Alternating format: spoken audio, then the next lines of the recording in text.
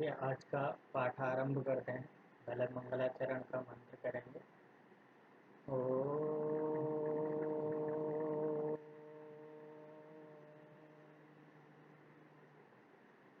सहनावतु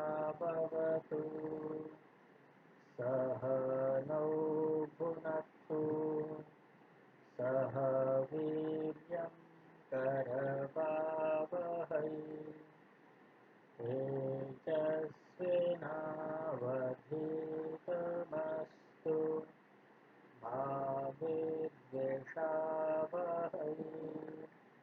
ॐ शांति शांति शांति।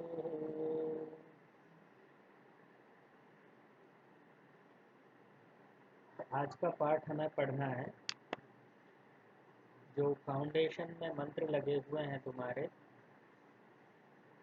तो 14वां मंत्र है, जिसमें व्यक्ति को निरंतर परिश्रम करने की प्रेरणा दी गई है। और ऐत्रेय ब्राह्मण का ये मंत्र है, कलिः शयानो भवति संजिहानस्तु द्वापरः उत्तिष्ठन् त्रेता भवति कृतं संपद्यते चरः।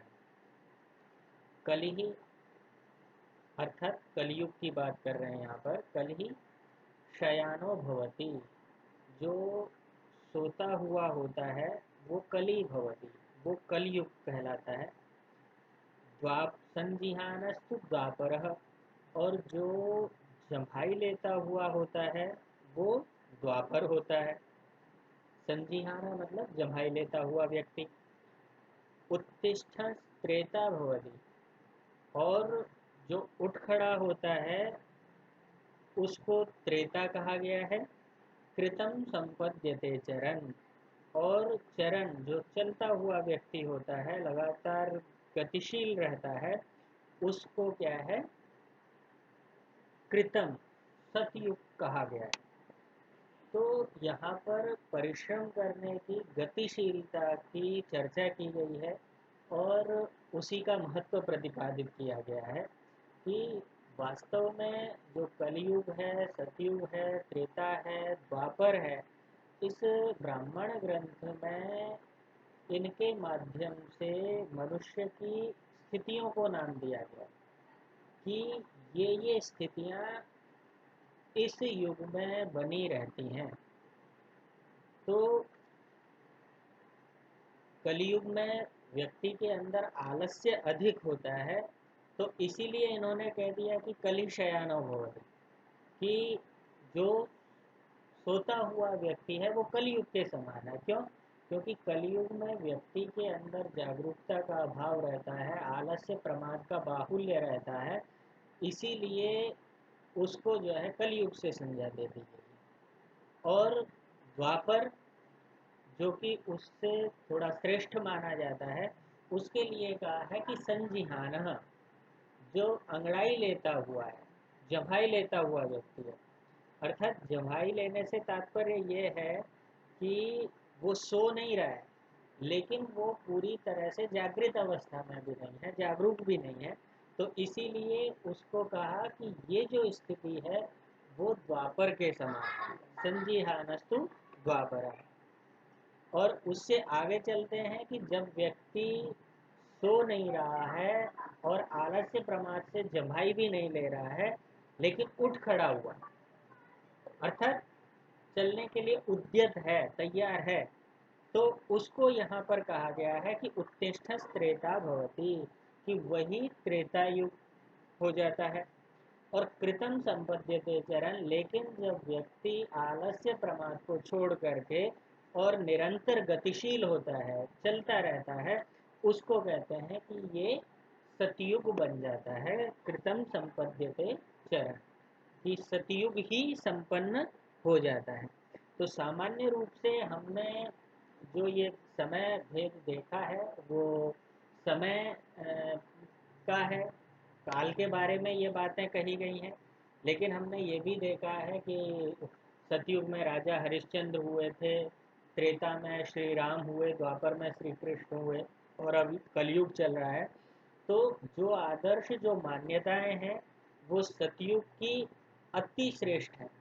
सतयुग के बाद हम अवमूल्यन देखते हैं त्रेता में, त्रेता से भी ज़्यादा अवमूल्यन देखते हैं फिर द्वापर में, और द्वापर से भी ज़्यादा अवमूल्यन देखते हैं फिर कलयुग में। तो इस आधार पर यहाँ पर ब्राह्मण ग्रंथ व्यक्ति को, मनुष्यों को ये उपदेश दे रहे हैं कि वास्तव में जो ये युग है, सतयुग है, त्रेता युग है, कलयुग है, द्वापर है, ये केवल मात्र एक समय के भेद ही नहीं है, बल्कि इन इन समय में व्यक्ति की जो स्थितियां हो जाती हैं, उन स्थितियों के आधार पर भी आप निर्णय कर सकते हो कि व्यक्ति यदि जागरूक है, चलायमान है, गतिशील है, तो वो सतयुग में जी रहा है। लेकिन यदि वो केवल उठा हुआ है, जागृत अवस्था में है, लेकिन किसी तरह का सक्रियता नहीं दिखा रहा है, तो वो त्रेता युग में ही जी रहा है एक तरह से। और जो केवल अंगड़ाई ले रहा है, अभी अच्छी तरह से जगा भी नहीं है, कह रहे हैं कि वो द्वापर की स्थिति में जी रहा है। और जो सोया ही हुआ है आलस्य प्रमाद में, कह रहे हैं कि वो ही कलयुग की अवस्था है, वो कलयुग में ही जी रहा है। तो आज के युग में भी व्यक्ति सतयुग की तरह का जीवन जी सकता है, और त्रेता की तरह जीवन जी सकता है, द्वापर की तरह जीवन जी सकता है। ये इस ब्राह्मण का मकसद है, ब्राह्मण के मंत्र का मकसद है, ऐतरेय ब्राह्मण का, कि मनुष्यों को इसके लिए प्रेरित करें कि वो हमेशा केवल जागरूक ही न रहें, बल्कि निरंतर क्रियाशील रहें। और आगे का जो मंत्र है उसमें भी इसी गतिशीलता की चर्चा करते हुए कहा है कि चरण वै मधुविंदति चरण स्वादुम उदुम्बरम सूर्यस्य वस्य श्रेमाणम यो न तंद्रयते चरम। कह चरण वै मधुविंदति, यहाँ पर ऋषि कह रहे हैं कि चलते हुए व्यक्ति, जो मधुमक्खी है वो मधु को प्राप्त कर लेती है। तो चलते हुए का मतलब उड़ते हुए नहीं है यहाँ पर। चलते हुए से तात्पर्य है कि लगातार परिश्रम करते हुए, लगातार गतिशील रहते हुए, निरंतर प्रयास करते हुए जो मधुमक्खी है वो भी एक दिन क्या करती है, शहद को प्राप्त कर लेती है। आप जानते हैं कि मधुमक्खी पराग के कणों को फूलों से उठाती है। कितनी मात्रा में पराग के कण होते हैं, थोड़ा थोड़ा थोड़ा थोड़ा निरंतर वो प्रयासशील रहती है, तब जाकर के वो मधुमक्खी के छत्ते में मधु इकट्ठा होता है, और उसमें से किलो 2 किलो 5 किलो तक मधु वो इकट्ठा कर लेती है। तो इसीलिए यहाँ पर कहा कि वो उसकी गतिशीलता, उसके परिश्रम का परिणाम है, जो वो निरंतर करती रहती है और एक दिन उस मधु को प्राप्त कर लेती है। ठीक है। तो चरण वही मधुविंदती चरण स्वादु उदुम्बरम है, चलते हुए ही वो स्वादिष्ट उदुम्बर को प्राप्त करता है। मनुष्य चलते हुए ही, अर्थात गतिशील रहते हुए ही, वो स्वादिष्ट उदुम्बर के फल को प्राप्त करता है। उदुम्बर कहते हैं गूलर को। तो गूलर का फल स्वादिष्ट कहा है यहाँ पर। कहने के लिए यहाँ पर सेब को, आम को या अन्य किसी फल को भी कहा जा सकता था, क्योंकि निश्चित रूप से वो इससे ज़्यादा स्वादिष्ट होते हों। लेकिन ऋषि ने गूलर की ही बात क्यों की, यहाँ पर भी एक रहस्य है। क्योंकि ऋषियों का जो तात्पर्य है वो ये बताना है कि व्यक्ति निरंतर यदि प्रयास करता रहे तो कठिन से कठिन काम को भी कर सकता है, और असंभव से असंभव काम को भी संभव कर दिखा सकता है। इसीलिए यहाँ पर पहले उदाहरण दिया गया कि चरण वही मधुविंदति, कि वो चलता रहता है, निरंतर प्रयासशील रहता है, इसीलिए मधु को प्राप्त करता है। क्यों? क्योंकि जैसे मधुमक्खी है, वो लगातार मधु को प्राप्त करती है। यदि आप कल्पना करें कि एक छोटी सी मधुमक्खी छोटे से पराग के कण उठा उठा करके ले जाएगी और इतना शहद प्राप्त हो जाएगा, तो ये जो है आसानी से हम लोगों को संभव नहीं लगता, आसान कार्य नहीं लगता, लेकिन ये कार्य होता है। तो इसीलिए कह रहे हैं कि इतना कठिन काम है कि थोड़ा थोड़ा सा मधु संग्रह करे और फिर उसको व्यक्ति प्राप्त कर लेता है। तो ये किस कारण से संभव हुआ? ये उसके परिश्रम से संभव हुआ, निरंतर प्रयास से संभव हुआ। लेकिन दूसरा जो उदाहरण इन्होंने दिया है उसमें असंभव कार्य को भी संभव करने की प्रेरणा छुपी हुई है। क्यों? क्योंकि गूलर के फल की चर्चा क्यों की ऋषि ने? कि स्वादिष्ट गूलर के फल को भी प्राप्त कर लेता है, क्योंकि गूलर का जो फल है वही एकमात्र ऐसा फल है जहाँ पर हमें फूल नहीं दिखाई देता है। सामान्य रूप से ये प्रकृति का नियम है कि पहले फूल आता है, पुष्प आता है, फिर फल आता है उसका। लेकिन गूलर के पेड़ में हम देखते हैं कि पुष्प नहीं लगता, सीधे हमें फल दिखाई देता है। यद्यपि विज्ञान की भाषा में उसमें भी परागण होता है, उसके अंदर जो कीट हैं उनके द्वारा होता है, वो अलग विषय। लेकिन सामान्य रूप से प्रकृति में हमें ये दिखाई देता है कि पुष्प के बिना फल संभव नहीं है, लेकिन पुष्प के बिना भी यह फल प्राप्त हो रहा है। तो इसीलिए ऋषि कह रहे हैं कि मतलब ये असंभव कार्य है, कि कारण के बिना कार्य कभी हो सकता है, ये असंभव है। लेकिन फिर भी व्यक्ति प्रयत्नशील रहता है, और प्रयत्नशील यदि रहता है तो वो इस तरह के असंभव कार्यों को भी संभव कर सकता है। इसीलिए कहा कि चरण वही मधुविंदति चरण स्वादु उदुम्बरम, कि मनुष्य चलते हुए, निरंतर प्रयास करते हुए मधु को प्राप्त कर लेता है। मनुष्य निरंतर प्रयास करते हुए स्वादिष्ट गूलर के फल को प्राप्त कर लेता है। और तीसरे चरण में कहा गया है सूर्य से पश्य श्रेमाणम यो न तंद्रयते च, कि सूर्य से पश्य श्रेमाणम, सूर्य की श्रेष्ठता तो देखो। क्या? कि यो न तंद्रयते चरम, कि वो निरंतर गतिशील रहता हुआ कभी तंद्रा नहीं करता है, कभी आलस्य नहीं करता, कभी प्रमाद नहीं करता है वो। ठीक है? क्यों? क्योंकि सूरज के बारे में हम जानते हैं, यद्यपि सूर्य अपनी धुरी पर ही घूर्णन करता है और पृथ्वी उसके चक्कर लगाती है, लेकिन सामान्य रूप से हमें क्या लगता है कि जैसे सूरज घूम रहा है और घूम करके वो जो है पृथ्वी का की तरफ जा रहा है, पृथ्वी के चारों ओर चक्कर लगा रहा है, ऐसा प्रतीत हो रहा है। वास्तव में हम घूमते हैं। लेकिन ऋषि जो यहाँ पर कह रहा है कि प्रत्येक शब्द का प्रत्येक तथ्य के विषय में अलग अलग अर्थ है। जब यहाँ पर कहा जाता है कि सूर्य की श्रेष्ठता तो देखो, कि वो निरंतर गतिशील रहता हुआ कभी भी तंद्रा नहीं करता, तो यहाँ गतिशीलता से तात्पर्य यह है कि वो अपना प्रकाश, अपनी ऊर्जा कभी भी समाप्त नहीं करता। सामान्य रूप से हम ये मानते हैं कि रात्रि को सूर्य नहीं है और बिना सूर्य के ही हम प्राणान्वित हैं, लेकिन ऐसा नहीं होता। सूर्य मात्र हमें दिखाई नहीं देता है, लेकिन वास्तव में सूर्य अपने पथ पर अग्रसर है। सूर्य ऊर्जा भी उत्सर्जित कर रहा है, लेकिन वो केवल हमें पृथ्वी की परिस्थिति के कारण से केवल दिखाई नहीं देता। तो इसीलिए ऋषियों ने यहाँ पर सूर्य को उदाहरण बनाया कि सूर्य से वश्य श्रेमाणम यो न तंद्रयते जरन, कि आप सूर्य की श्रेष्ठता तो देखो, कि वो निरंतर गतिशील रहते हुए कभी तंद्रा नहीं करता। आप कल्पना करो कि जिस दिन सूर्य जो है वो तंद्रा कर लेगा, आलस्य कर लेगा, प्रमाद कर लेगा, उस दिन इस सृष्टि की स्थिति संभव नहीं है। तो इसीलिए हमें इन से प्रेरणा लेनी है कि व्यक्ति कोई भी हो, जब निरंतर प्रयासरत रहता है तो वो कठिन से भी कठिन कार्य को भी कर लेता है, आसानी से कर लेता है। वो असंभव दिखने वाले कार्यों को भी संभव कर लेता है।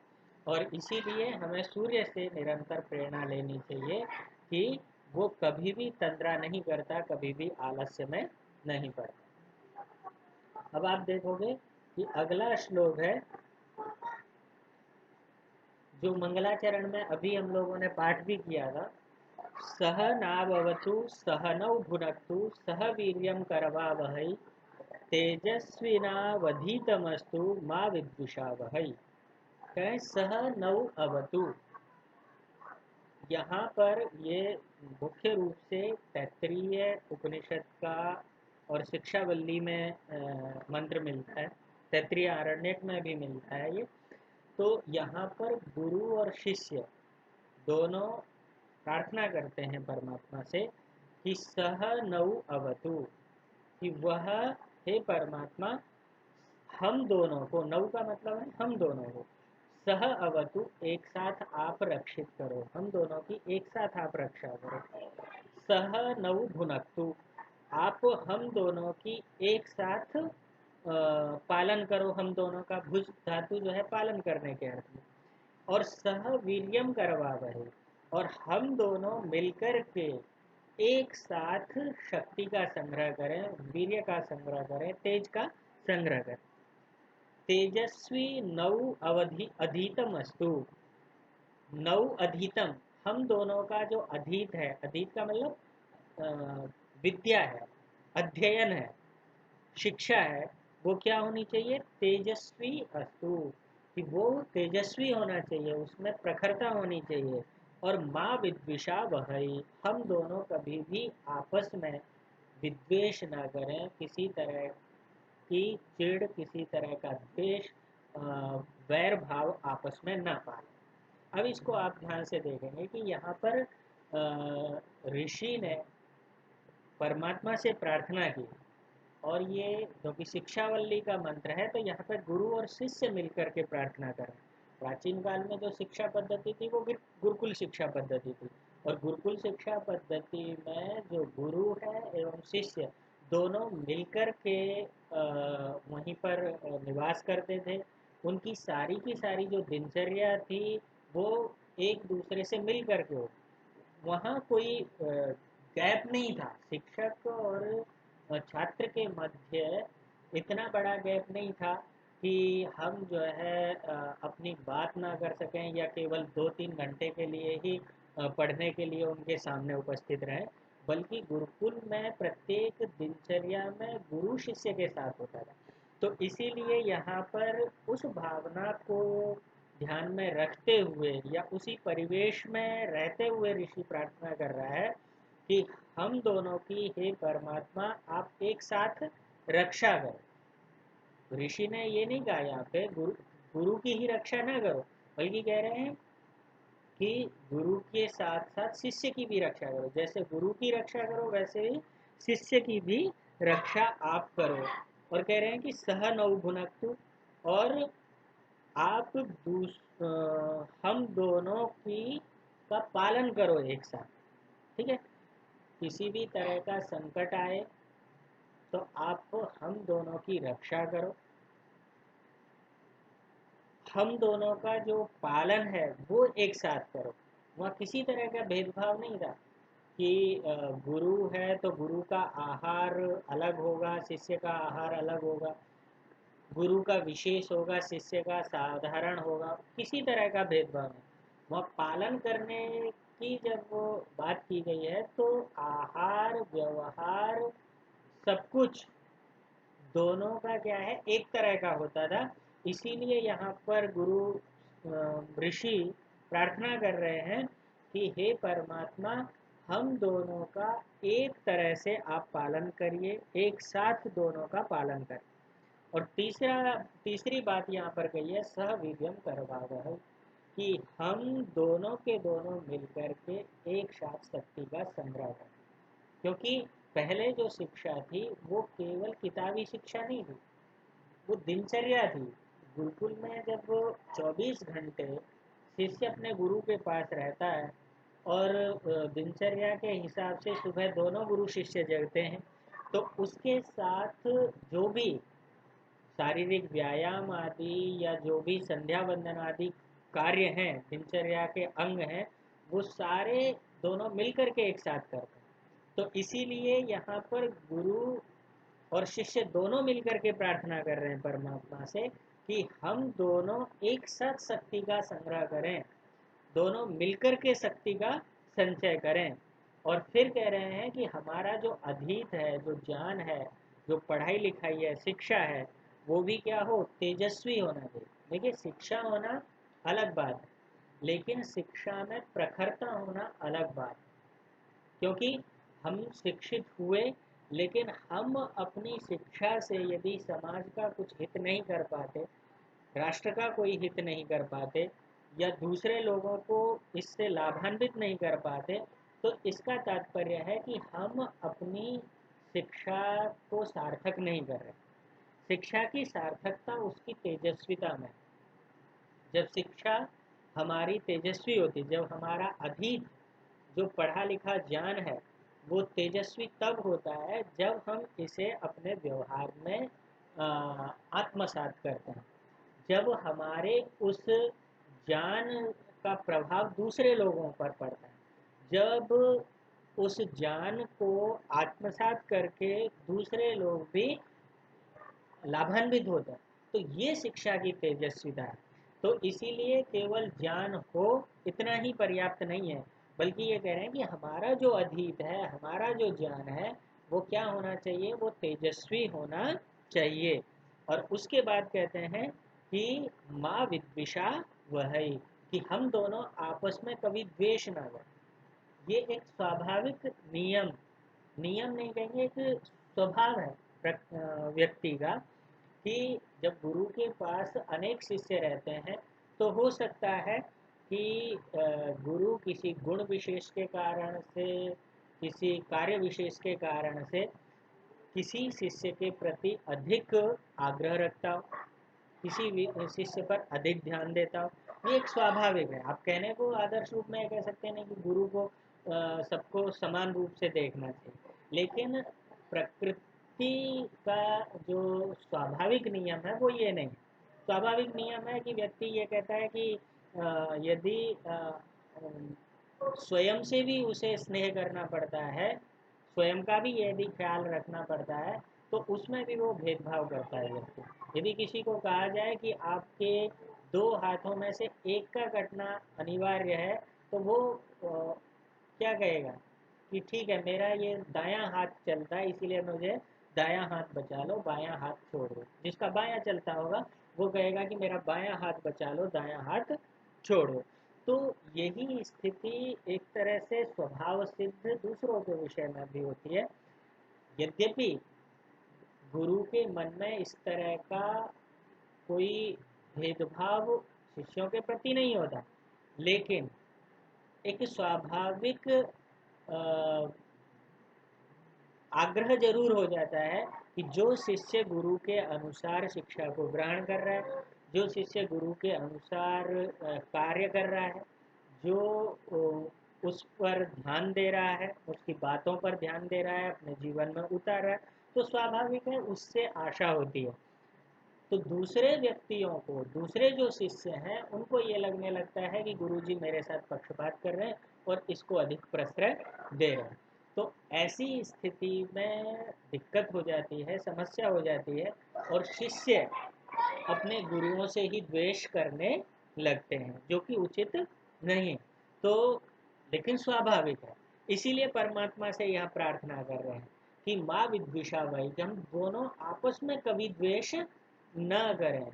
यदि गुरु गुरु के संबंध का ध्यान रखते हुए उसको सम्मान देगा, तो कभी भी शिष्य जो है उससे नाराज, कभी शिष्य से गुरु नाराज नहीं हो सकता, असंतुष्ट नहीं हो सकता। इसी तरह से शिष्य भी,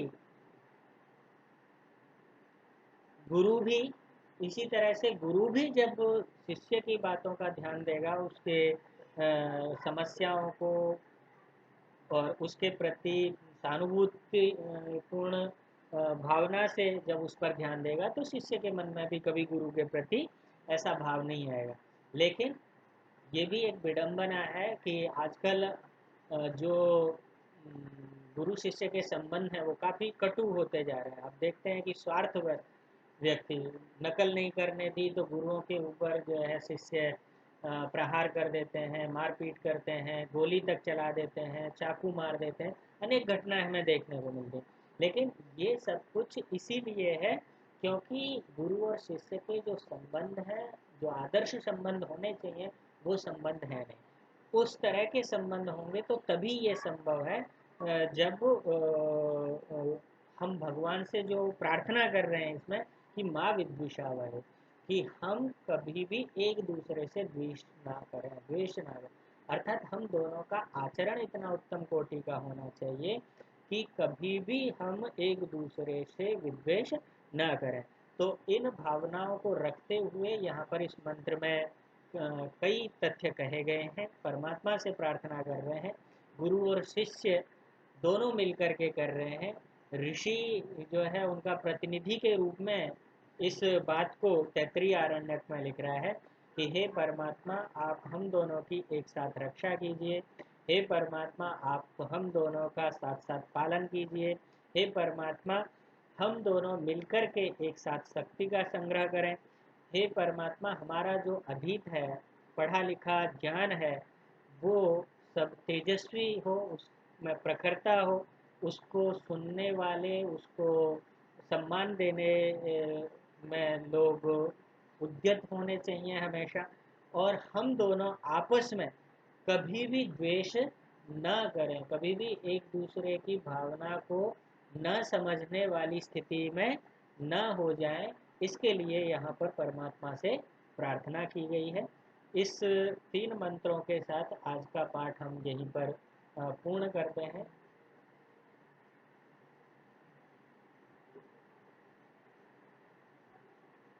धन्यवाद।